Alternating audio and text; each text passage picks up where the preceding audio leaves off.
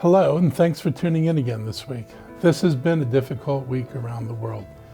The unrest in Afghanistan, the devastating earthquake that hit Haiti, the ongoing climate crisis, and the ongoing rise in COVID cases that are dominating the news.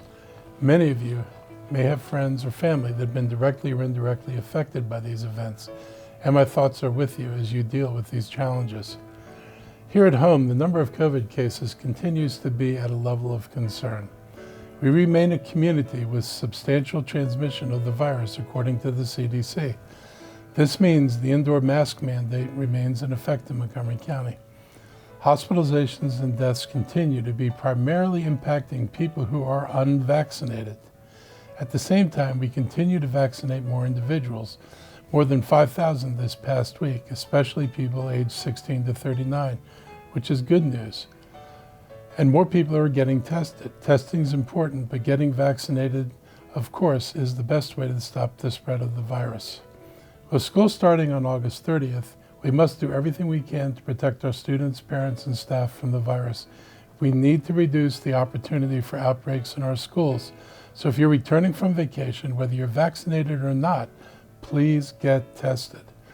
Remember, the Delta variant is highly contagious and can be transmitted to and by vaccinated people. If you are unvaccinated, please get vaccinated. MCPS has put a great deal of time preparing to reopen school, and an outbreak is the last thing that any of us want. You can get the shot at our county clinics, pharmacies, and hospitals, and so many other places. There's no excuse anymore for not getting vaccinated. Just go to the county website to find a location near you. Although we want to see even more people vaccinated, we do continue to have high vaccination rates as compared to the rest of the state and the country. And this is in great part due to our work to engage hard-to-reach communities. From the beginning, we knew that getting everyone, including our Latino, Black, and Asian populations, vaccinated was a key to slowing down the spread and beating the virus.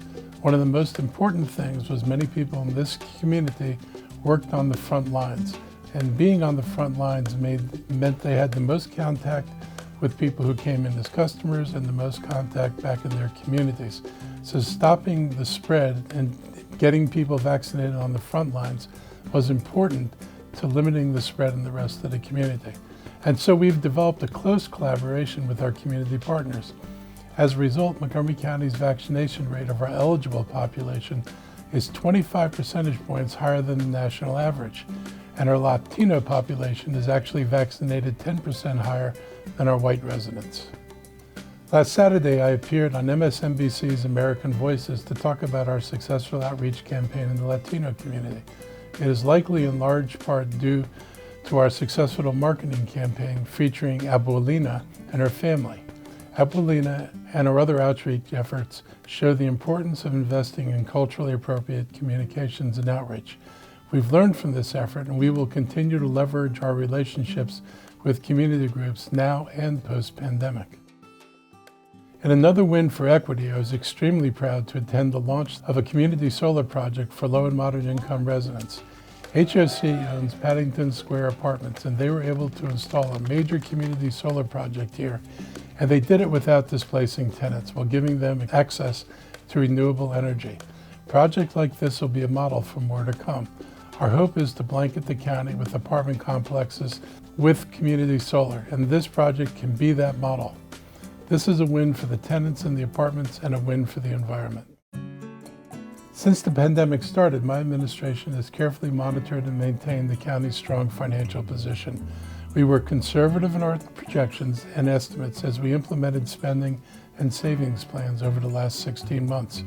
We wanted to be sure we weathered the economic storm as well as positioned ourselves to withstand potential challenges of a post-COVID economy.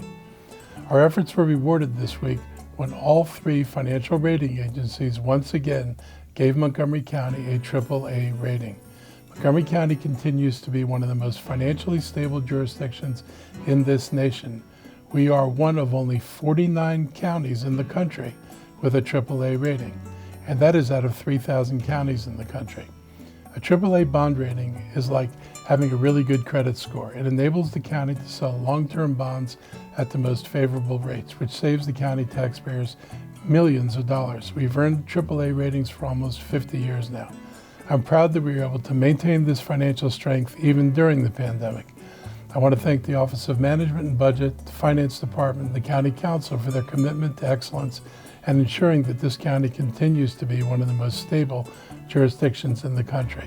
A AAA rating helps us provide a better quality of life for all of our residents. Last week at BizNow's Welcome to North Bethesda event, I had the opportunity to update over 100 business leaders and entrepreneurs about some of our efforts on economic development for the county. Montgomery County is home to many companies in life sciences and in the IT sector. We are home to companies that are changing health outcomes for the better around the world and are making major contributions to the fight against the pandemic. We are also home to major federal institutions, including the National Institutes of Health, National Institute of Standards and Technology, known as NIST, and the Food and Drug Administration. The expertise and cutting-edge science that is happening here is astounding, and we're using our strengths to aggressively court additional companies to locate here, investing in companies that strengthen our life science clusters and have a good return on our investment.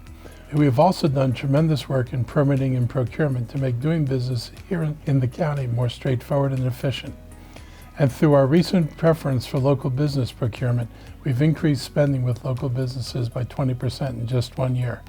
Even during the pandemic, we continue to make improvements to help our businesses, large and small. If you want to listen to my talk with the business community during the BizNow events, click on the link in my letter and learn more about the things we are doing in the county to make it more attractive to business in the region and around the world. National Preparedness Month is observed each September to raise awareness about the importance of communities and individuals preparing for disasters and emergencies that could happen at any time. The theme for this year's National Preparedness Month is Prepare to Protect. Preparing for disasters is protecting everyone you love. As we've experienced over the last 18 months, the COVID-19 pandemic has shown us that having preparedness plans will enable our community to be more resilient to the effects of emergencies and come out stronger on the other end. The first step in Prepare to Protect is to make a plan. Talk to your friends and family about how you would communicate to each other about their safety and whereabouts before, during, and after a disaster, and to discuss potential meeting places if communication systems are down. If you already have a plan, September is a great time to update the plan. Include COVID-19 recommendations from the Centers for Disease Control and Prevention, and to practice the plan with your friends and family. And don't forget to sign up for Alert Montgomery to receive emergency notifications for Montgomery County by visiting alert.montgomerycountymd.gov. Remember, preparing for disasters is protecting everyone you love. I want to thank you again for tuning in. Take care and enjoy your weekend, and see you next week.